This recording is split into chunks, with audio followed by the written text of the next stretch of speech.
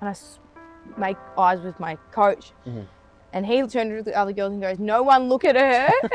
Everyone look away. And I was like, "For me? Like, what's wrong with me?" And then I looked up on the big screen and there's my eye out here. And I was like, okay, I think I'm going to faint. Playing at Whitten Oval, it's just when the Whitten Oval's full and they've got people all sitting out on the hill and the grandstand's full. Yeah. It's just a really special feeling here. So, yeah. Welcome back again to episode 2 of the On the Bench podcast. We're here today at the wonderful Whitten Oval, and I'm here joined by AFLW star and Western Bulldog star Ashleigh Guest. Thank you for coming onto the show today, Ashleigh. Thanks for having me. So with that, again, it's following the same sort of thing as last time. We're just going through the careers and lives of these players and getting to know them on a deeper basis, and yeah, going from there, and yeah, so that works. Cool. So we'll start that. What is it that makes football so special to you? I guess I started playing footy when I was in high school, just at school, and I really enjoyed it. And then I didn't start playing competitively until I turned 18 because my mum wouldn't let me play. And it's sort of where I found myself and who I was. I found my group of friends and the people that really I felt really connected with. So, and then yeah, I've just sort of like as soon as I got to footy, it was like stuff every other sport. This is my place. I can't really put a finger on why, but I think it's those really deep connections that you make. With, it's where you're at your happiest and doing something that you absolutely love. Yeah, so for sure. Totally makes sense. So with that, bit of the early life stuff. So tell us about yourself growing up and all that. I would say. Well, I guess I grew up playing softball from a young age. My mum played softball, so I sort of just followed her. Yeah. I got quite a high level. I played for Victoria and a development Australian side at one point. So I got quite high at that. I played that all through school, and then, like I said, when I turned 18, I started playing footy. In terms of family life, I've got 2 brothers and a sister that I grew up with, and my brothers both played footy, and we were all very competitive. So and then my sister doesn't. She plays softball now, but other than that.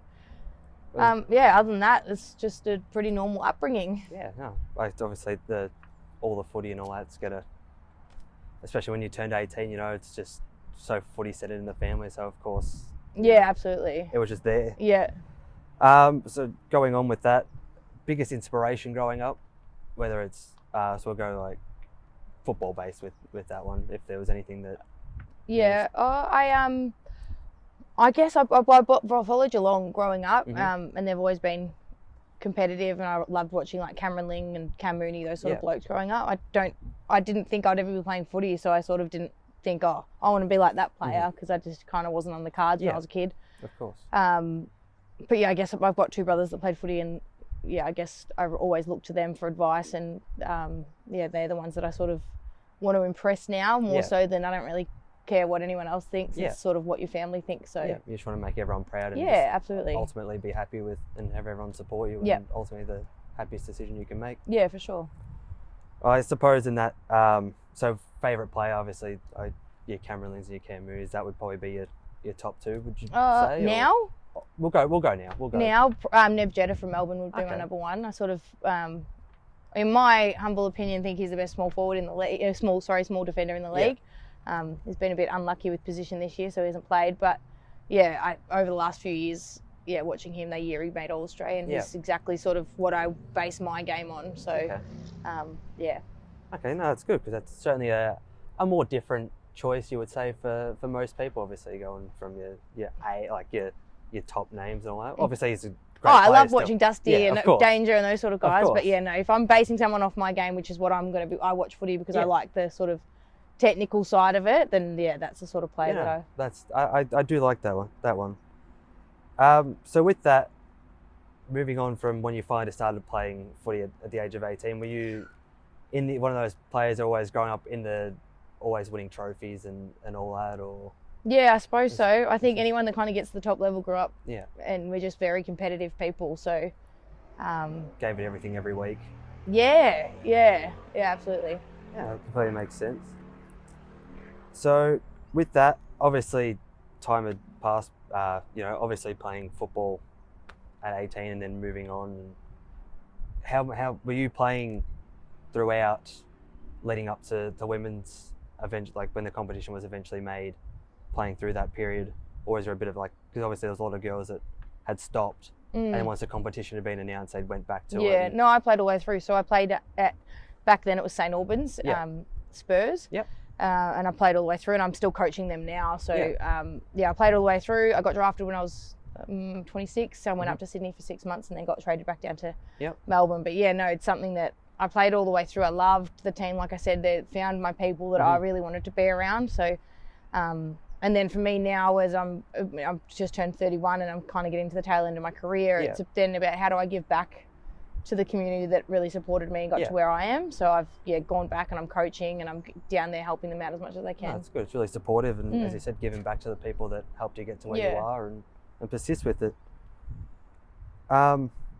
So when the AFLW was announced, were you just obviously playing through that whole period? Were you just like, that's exactly where I'm going and giving everything to make sure I get to that stage? Yeah, 100%. I think we all did as soon as that sort of, as soon as it got announced. I remember the day it got announced and Gillan McLaughlin was there and he was making an announcement and like I actually started crying because I was like, shit, like we've never had this opportunity and now it's there, and it's sort of like right in your like grasp, we can get there. So everyone just sort of put their heads down, and there was like Vic development squads that were happening and academies and all that sort of thing. So just trying to build up base strength from there and putting yourself in a good position to get drafted. So gave it absolutely everything. And I mean, you're here now, so you did something right with it. But no, that's good. So, and then with that, did you, having to go through a draft combine process, was that a thing so much in the first year? Nah, there was no draft combine. That's now it's just those under 18 girls and sort of anyone that's invited. But no, we didn't do that. It was just essentially just impressing through VFL, exhibition games. Exhibition game, VFL. I mean, it was like 100 and no more than that. How many girls were drafted? A lot. Yeah. A lot of girls were drafted. It was a really long day. But it was just based on your sort of form and understandable. So then moving to before the draft and all that, did you have a rough idea where you were roughly going to go, or had been spoken about? Well, because I went to Sydney, I had to make that decision before because it's state-based draft, so you nominate for a draft in different states. So I nominated for the Sydney draft. So knowing that I was moving up there, and I maybe knew 3 or 4 months before, so I already had sort of everything organised. So I knew what draft pick I was going to be, and it was. Come draft day, it was just a lot more relieved and not stressing, and I was pretty chill about it. You got to sit back and relax and just see where everyone else went, and that was it. Were there any, obviously having to declare to go up there and everything, was any like special questions? Obviously you got your pre-draft questions. Was there anything like that you had to go through? You got some strange questions? Not from Giants. Collingwood asked some really weird questions. I can't remember what they were, but I remember thinking this is a really odd question. You're best talking to the younger kids. Then now they get asked some really odd questions. Some of the younger, like Fitzy and these younger girls that got drafted this year, have some funny stories. Yeah, because that's what you're starting to see. It's more and more the youngsters are saying you're going to ask these really bizarre questions. That's why I think it's always just fun to go on about it, because it's just I didn't get asked really anything. Bizarre. I know. I don't know what I would have done. I just get so awkward. So with that, and then moving to the jumper itself, at the Giants, obviously choosing number 19, then so we'll go with that to start. What is it about number 19 that makes it special to you, or is it just you just happened to choose it? Or when I first started playing footy, I wanted number 18 because my grandpa wore 18 and my brother wore 18. But when I got down to Spurs, someone had taken it. So I just got the closest number I could, 19, and it kind of just stuck. So then I had 19 at Giants. Melbourne, I couldn't get back to 19, so I had 17, and then coming back here. I got 19 again. Yeah, that completely makes sense. And obviously it's something you've had for such a long time. So it's always good to have something close to you. I mean, for me, it was always number 20 growing up playing junior footy, and you like to keep it as long as possible. Yeah, and it's funny how we get attached to a number. Exactly. Like, it's strange, but human nature, isn't it? Understandable, exactly. So then moving into eventually going up to Sydney to start, what was it like making that transition from being down here all the way to up there for you? It was hard. I really, I liked the club itself, but I couldn't stand living in Sydney. I missed my family, I missed my friends, and I'm very close with my family in particular. So I really struggled with it. Mm-hmm. And I also lived with 4 other girls who were playing for the Giants as well. So it was just kind of footy. And I had a job, which was good, but that was working at home. So it was just like you couldn't kind of get any escape from it. So yeah, that's why I made the decision to come back to Melbourne. But understandable. Completely understandable. So going with that, was there ever really a point where it would just hit you and it's just like, shit, I've made it, and you know, I'm finally here, and you're playing on the big stage, and made it to the ultimate? Remember like round 1 of the first season in the inaugural year, and it was Carlton versus Collingwood at Icon Park, and I was flying to Adelaide to play, and we got off the plane and the game had just started, so we all had our phones out. And it was like this really overwhelming feeling that like you said, we finally got there. But yeah, no, other than that, like that was a really big moment that I remember feeling a lot of emotion about. And then playing, I think for Melbourne, our home games were down in Casey, so but playing at Whitten Oval, it's just when the Whitten Oval's full and they've got people all sitting out on the hill and the grandstand's full. It's just a really special feeling here. So no, for sure. I mean, it's quite a nice place it's in a nice little area, and it's a great setup here. So no, I it's definitely great. agree with that one. So then with that, obviously playing your first game in Adelaide, walking out onto, you know, the field for the very first time, what's going through your head, and what are you thinking? Oh, it's just so exciting. It's just so like, overwhelming how exciting it was. It was raining though, that sucked. But yeah, other than that, it was it was at capacity there. I think it was at Norwood. And it was loud, and I was just, my family were there, they all flew over. It was just really exciting. Yeah, and it was really just, I suppose, surreal, which is everyone's there, and you know, especially the support the league's had. You know, full crowds have been pretty common for the league so far. So it's persisted at a good level, and the league's only getting better as well. So absolutely. I mean, the support for it's absolutely fantastic, and I'm absolutely love it. So it's really good. So then, a question I like to ask is, basically your first welcome to AFLW moment. So with that, I mean, in the terms of basketball, you've got people being posterised who are being hit by absolutely a guy that's like twice your size and being absolutely flattened and something like that. I don't know if there was a big one moment. I know this year I was a stepladder for the mark of the year, so I did get on the highlight for that. When else have I? Yeah, I don't know. Till this year, I don't remember any really big bumps or hits, but I got that rotten, huge black eye that I got round 3 this year against Geelong, and then, mark of the year was taken on top of me. So they're probably making my the end of two. the highlights somehow. Well, either means it's probably because I'm 31 now and I'm a bit slower. So I was a perfect stepladder for it. That's completely reasonable. So who would you say has been your toughest matchup throughout all since 2017? Probably Kate Hoare at Melbourne. Not that I was meant to play on her this year because she was a last minute withdrawal. So it was more, I trained on her and when I played at Melbourne because I know just how good she is and what a classy forward she is and just her work rate. So I always like to challenge myself and match myself up on Kate.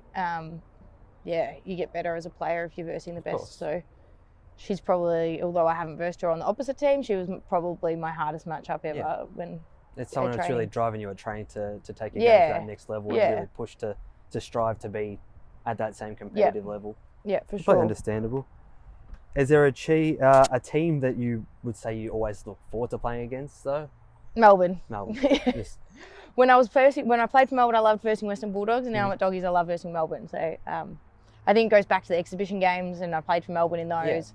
And then in 2018, we were playing here, and it was to get into the grand final. It was when it was just 1 and 2. We were into the grand final, and we had to win. Each of us had to win to make it the grand final. Or it turns out if we had have won, we both would have made the grand final. But anyway, touchy subject. But it was this windy game. It was blowing a gale down to the right-hand side of the ground, and it was the last quarter. I think we were up by maybe a couple of points, and then anyway, long story short, we ended up losing. But it was just this really competitive game. But it's always a good game between Melbourne and Doggies. So it virtually in a way almost ends up being that the original rivalry. Yeah, in that yeah, sense. yeah. You know, not obviously two teams that have considered general rivals, but obviously being that, with the exhibitions and all that, it's something that's formed up a little bit. And there's always, I guess, a bit of spice to it. Yeah, for sure. You get to, really enjoy it too, obviously. Yeah, absolutely. And then, how would you say your game's evolved since year one to where you are now? I guess I've gotten slower, so I've had to get better at positioning myself around the ground. And then, I guess my first couple of years I was, sort of at that prime age, 26, 27. And then now for me, it's more about the younger girls that I'm playing with. Yeah. So in the back line, we had a really young, inexperienced group this year. So my sort of drive was, I firstly had to make the team. So I had to get better. I had to get fitter, which I did. And then once I was out there, I was like, well, how can I make the girls better now? How can I make them us a better unit? So that was sort of my focus this season just gone, and obviously the season coming, that will be might be my last season, I don't know. But when these younger girls push me out of the team, then I'll know that it's time for me to retire. So my game sort of evolved now in the sense that I'm looking at developing the girls because I want to leave the doggies in a better place than they were when I got here. Yeah, set them up for the future and essentially create like a bit of a, leading in certain areas, creating a bit of a mentorship and taking players under your wing and, again, setting them up for the future and having a better development and seeing where they go from there. Yeah, for sure. So, obviously, going with the Giants, and you're saying, I guess it's a bit of homesick is why you wanted to come back here. So then Melbourne was obviously because of the exhibition series to an extent. Why did I go to Melbourne? We can go with that. Yeah, I'll ask my own questions. Thank you. No, so Debbie Lee, who now is head of football here, she was at Spurs with me. Yeah. And she was the head of football at Melbourne. So she contacted me. Doggies also contacted me, and I went with Melbourne because Deb was there. Then after 2 weeks after I signed the contract at Melbourne, she came in and she called me and she said, just letting you know I'm going to the Doggies. And I was like, well, crap. Anyway, so then 2 years later I followed Deb here. So, but no, Melbourne is just, when I was at Giants, Melbourne was like, oh, they still are. They've just got the best play. They've got the best playing group, second best there after us. But you look at girls like Daisy and Patsman and those sort of girls that you want to just sort of learn off. So I went there knowing that I'd be a better player and learn more and develop my leadership from watching what they do. And then Melbourne didn't want me, so that's why I ended up here. Okay. Was there any I guess ill feelings toward that? No, I think you realise pretty quickly when it's sign and trade period that it's a business. It really is, and it's just they're out. If you're not getting the outcome, they're going to make changes. So if you don't win a premiership, something's got to change. So no hard feelings. I loved the coaches and I loved the girls. I'm still quite good friends with a few of the girls. And then the coaching staff, when we versed them, had a good chat with them after the game, and so no, definitely no hard feelings. Yeah, that's I suppose something that you always notice where after the girls' games, it's always everyone's all hugging each other and all smiling after the game sort of thing, and you can just see that everyone's just virtually good friends with. It's just one big family in a sense. Everyone's all supporting each other. It's funny at the start, you sort of see that changing. At the start, it was so much like that, and everyone, even win or lose, you went around the boundary and high-fived to the fans and crowd. But I think it's slowly shifting where it's not a novelty anymore. We're actually we're here to play footy. So if you lose, you're going straight in the sheds. And then the same goes if after the game, if you lose, then I don't want to. I don't really. If I'm a massive sore loser, I don't want to see anyone. Oh, if I beat you, I'm happy to go and give you a hug. For sure. But I don't want you to touch me if I'm. But I think it's sort of slowly shifting away from that novelty. I guess in that sense, that's where it's starting to become. You could say not professional, but it is. As you said, it's the novelty aspects wearing off, and now it's really starting to set in. I mean, this was the first year you're paying for tickets properly, and everything's really starting to set in that it's an official competition and it's only going to go up from here. And I guess it's only a matter of time before more games, longer season, and we're going from there. Yeah, for sure. So, the most difficult change you've had to make so far throughout your whole career so far, that's if, and then with that, the hardest part of your journey, if I guess combining those two at the same sort of. I guess not having beers over summer with my friends. that part sucks. I guess going straight into pre-season at that time of the year, kicking back. I keep saying to the younger girls, when I retire, I'm going to be over on that hill in the sun drinking beers and throwing my empty cans at them. But no, besides that, there's not really any changes. I was doing it for free for 12 years, so it's kind of now, I mean, we're getting paid to play footy, so it's kind of, there's non-negotiables about change of lifestyle. Yeah. And then in terms, what was the second part of your question? Just, I guess, the hardest part with it. I guess being a semi-professional athlete and juggling work and footy, and then I work as a prison officer, so I've been injured a couple of times, and then I'm not able to work. So then it's sort of balancing work and footy and being injured, and it's just sometimes it can be quite overwhelming. I guess with something with that so serious, like such a serious job as that, you've got to be like at your peak at all times. Well, you're not allowed in there if you're injured. So fortunately, the AFL, over the last few years, there's been trying to get compensation from the AFL in terms of loss of income for our outside of footy employment. That was kind of difficult at the start, but the process is streamlined a bit easier now that it's just done like that, which makes it better. Yeah. I guess having to put both into, because obviously you find with the girls, they're training at obviously a later time of the day, so everyone's got their work and all that, you can come home after. I imagine it would have been pretty hard to juggle everything, and as you said, it's exhausting, and you come here and you've been there for, a long day at work, and it's funny, like the club's great. This club, so when I first started my job as a prison officer, I was at Melbourne and I was working shift work. So some nights I'd finish training at 10 o'clock and I'd go straight to a night shift at work. And then I'd come, I wouldn't be able to sleep because I suck at sleeping during the day, and then I wouldn't get any sleep. I'd go to training and then I'd go to work again. Anyway, to be frank, they weren't overly supportive of it. If you're not sort of there, then then you're not committed to the club. So, but when I got here, it was refreshing, and I managed to get myself in a Monday to Friday role at work, so it was fine. But when I came to here, they're like, how can we help you? And it was just really refreshing, the difference between the two clubs in that sense. Makes your life that much easier. You can really just set everything out and know what you're doing. And you've got time for everything.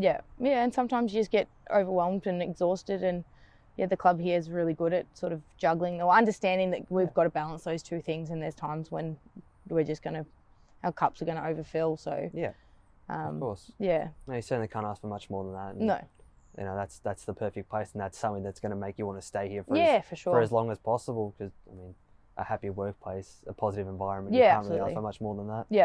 Yeah, for sure. So then, with moving on to a bit of like the injury section, so going on to last year, your games were quite limited for the year, suffering a knee and an ankle injuries with the ligaments and all that. Would you take us through the recovery process and what actually happened throughout all that? Well, it happened just there, and it was a second training back after Christmas, our Christmas break. And I thought that it would be a great idea to try and fend off Ellie Blackburn, and she got me good. So anyway, I just sort of, my leg sort of collapsed in on itself, and I snapped.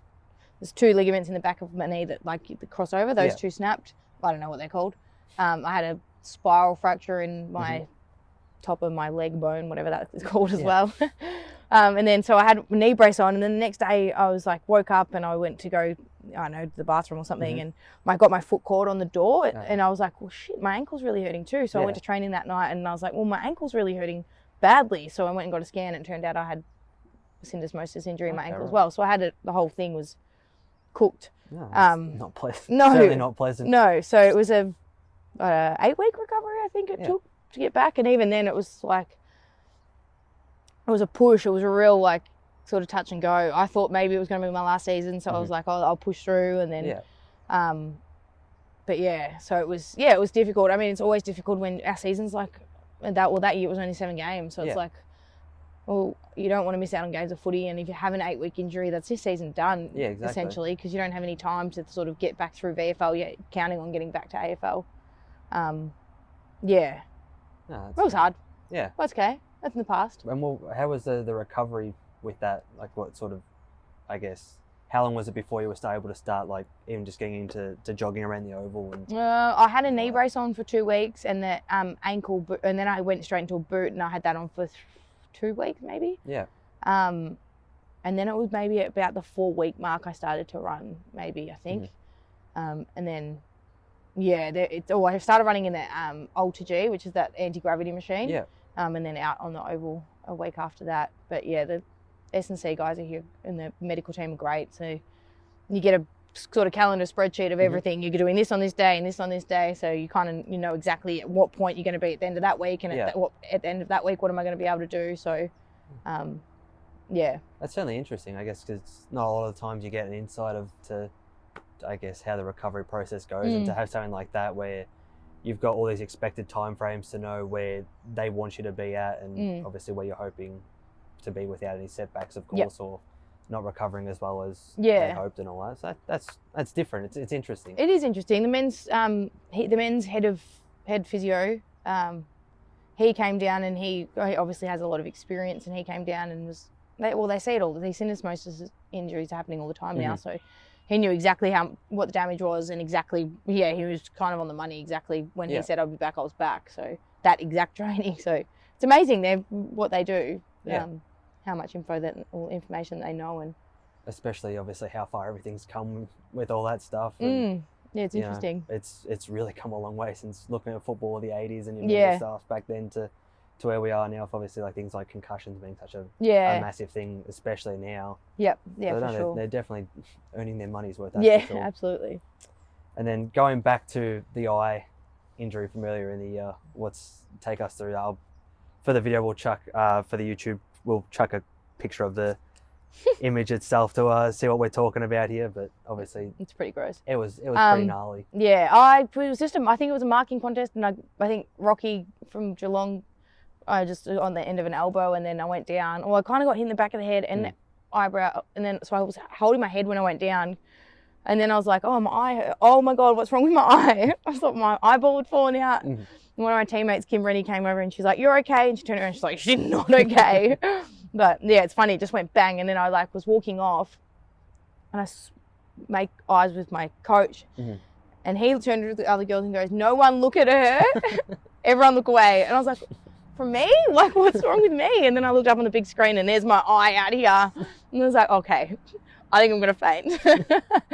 But yeah, no, it was pretty horrific. And then my poor mum was watching it on, my partner, they were watching it on telly. So they were like, saw me go down, and then you don't see me again until like after the game's finished. And so my mum was stressing, and anyway, but yeah, it was horrific. I can only imagine. I mean, I can't say I've really said anything like it, where it's just like, it was really, really, it was horrific. And then I couldn't open my eye for 3 days, so like I kept crying because I'm like, well, my heart open, and then the tears would get stuck in. It was just disgusting. And it eventually just eased off. There wasn't anything more to it. It just ended up just going away. There was no. I mean, I've still got my the bone bruising still there. There's still like a pool of dry blood. I can feel it under there. Yeah. And then I can't frown properly yet, but they assure me that will come back. People don't know I'm angry at the moment. It was certainly a sight to see. Yes. That's a good way. I think that's a good way to end it on with that one. Yep.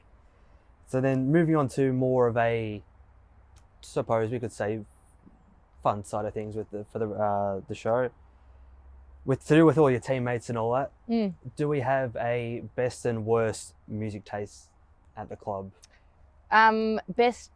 Worst, I can definitely give you worst. Lammy and Moods, their country, all they listen to is country, and it absolutely does my head in.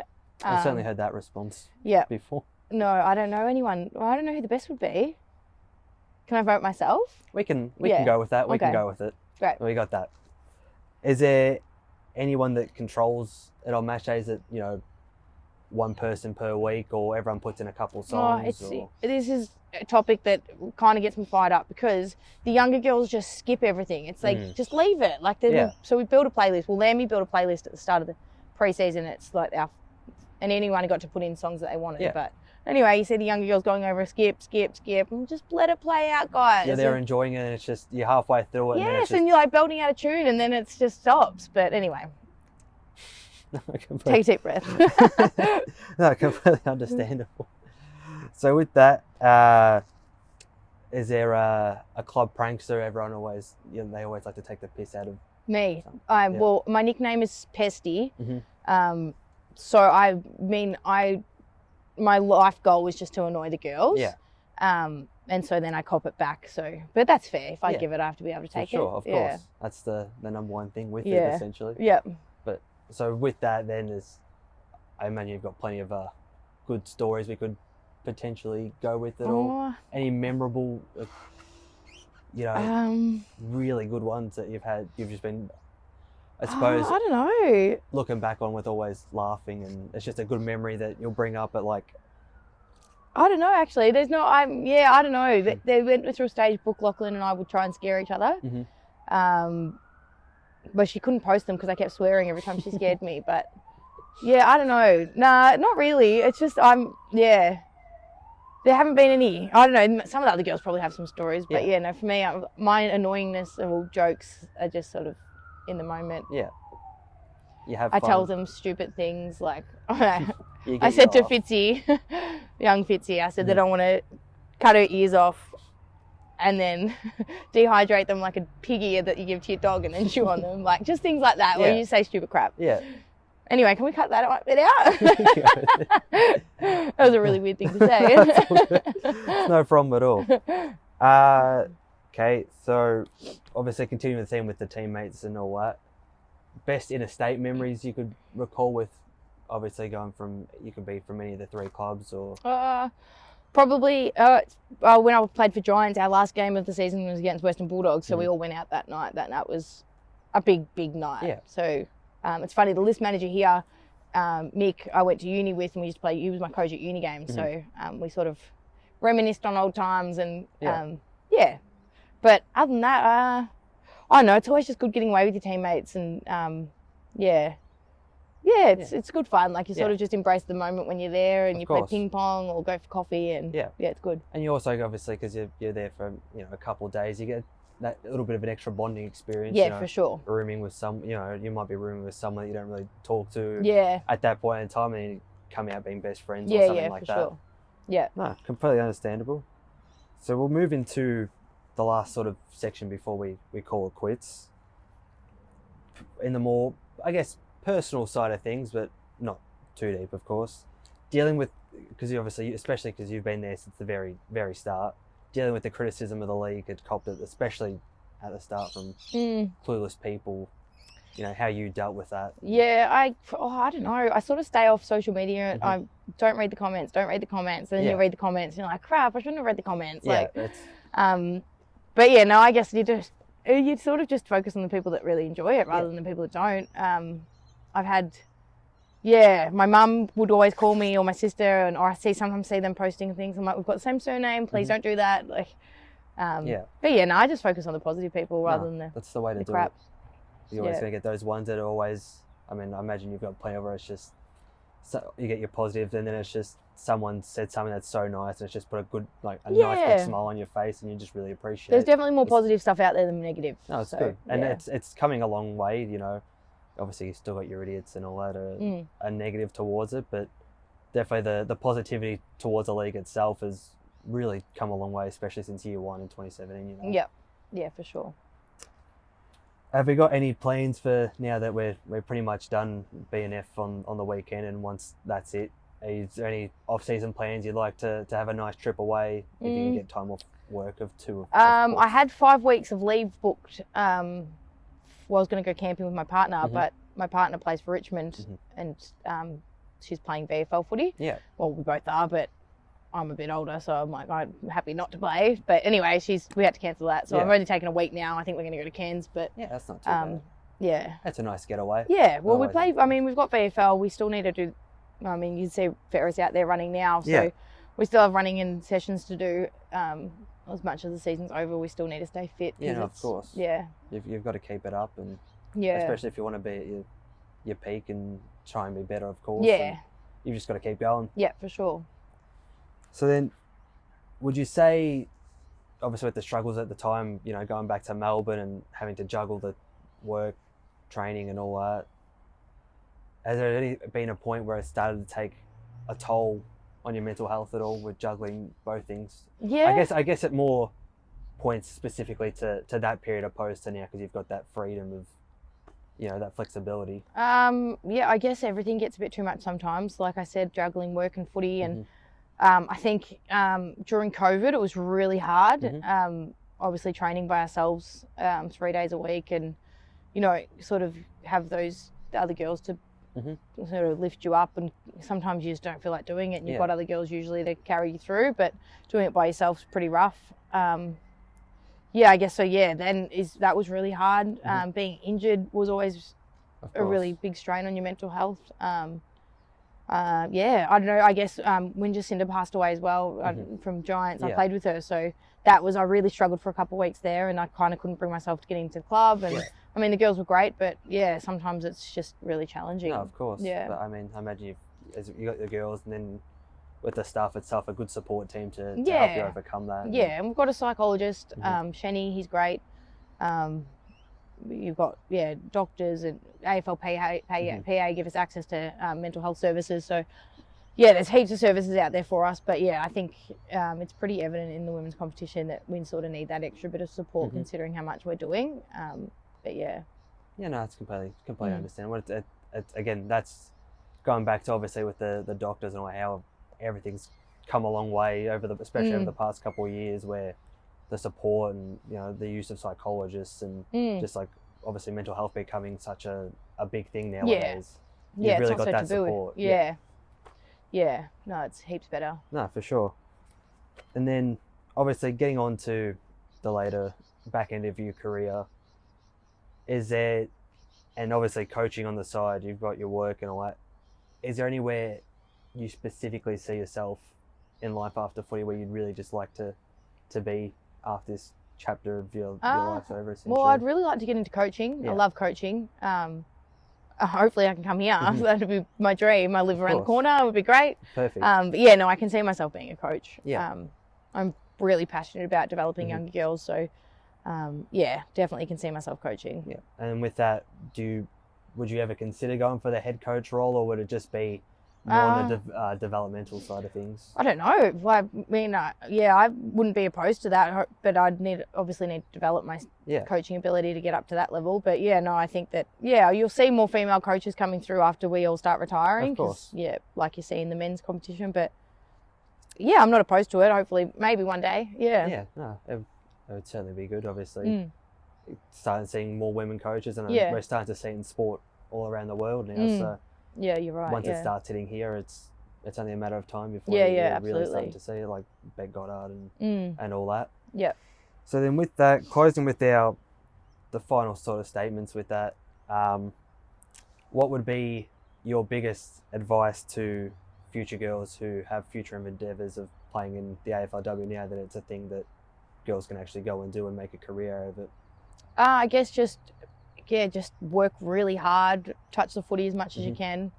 And that's what I say when I'm coaching the girls down at Spurs, is like, you just need to touch the footy. Just get a footy in your hands. You see kids walking around, they're just bouncing the footy, and you see kids at the park kicking goals. It's just about repetition. So that's probably my biggest piece of advice. As much practice as possible. And just stick to it. Yeah. No, definitely stay committed and you give it your everything, You have players like Jack Higgins who dropped out of school to solely concentrate on making it. And I don't advise that. Finish school, kids. Finish school. But bad advice.